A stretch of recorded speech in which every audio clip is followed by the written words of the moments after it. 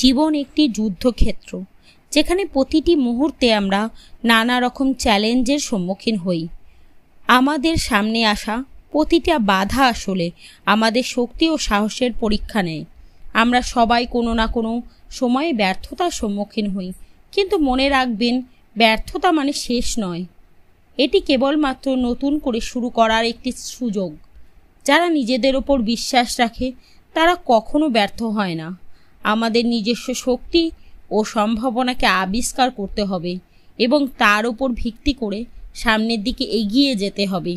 সাফল্যর পথে সবসময় কিছু না কিছু বাধা আসবেই, কিন্তু সেই বাধাকে জয় করেই আমাদের এগিয়ে যেতে হবে।